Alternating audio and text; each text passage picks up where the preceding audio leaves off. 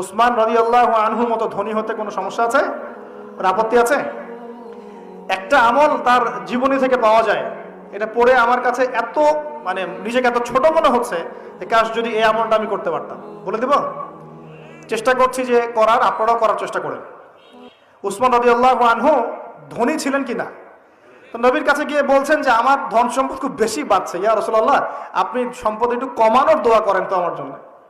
চিন্তা করা যায় মানুষ এমন দোয়া কেউ করবে এই যুগে?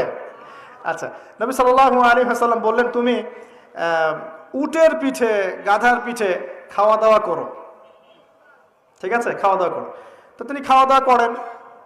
এখন কয়দিন পরে, কয়দিন বলতে কতদিন আল্লাহ ভালো জানেন, তিনি এসে বলছেন ইয়া রাসূলুল্লাহ আমার তো সম্পদ আরো আগের চেয়ে বাড়তেছে, দেখি আপনি কি দোয়া করলেন, সম্পদ তো আরো বাড়া শুরু করেছে এখন। তখন তিনি বলছেন যে তুমি যখন খাও তখন তোমার হাত থেকে যদি খাবার পড়ে যায় তুমি কি করো? তখন তিনি বলেছেন আমি, আমার হাত থেকে খাবার যদি পড়ে যায়, একটা দানাও যদি পড়ে যায়, আমি উটের পিঠ থেকে নামি, নেমে সেই খাবারটাকে তুলে পরিষ্কার করে তারপর খাই। উসমান রাদিয়াল্লাহু আনহু এত ধনী মানুষ, তিনি প্রতি বেলায় 100 মানুষকে খাওয়াতে পারেন, কোনো সমস্যা নাই। তিনি একাই তাবুকের যুদ্ধে 30,000 সৈন্যের দায়িত্ব নিয়েছেন। 30,000 সৈন্য 3 মাস যাবে, যাত্রা বিরতি করবে, খাবে দাবে, তাদের ঘোড়া অস্ত্রশস্ত্র সব দায়িত্ব একজন ব্যক্তি বহন করেছেন, উসমান রাদিয়াল্লাহু আনহু।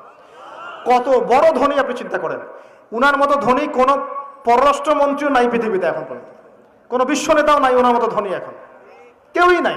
আর উনি কিন্তু তার এই ধন সম্পদ সুদের মধ্য দিয়ে অর্জন করেন নাই, তার ধন সম্পদ দুর্নীতির মধ্য দিয়ে অর্জন করেন নাই, তার ধন সম্পদ তিনি কিন্তু এই যে অন্যের সম্পদ অন্যায়ভাবে দখল করে অর্জন করেন নাই।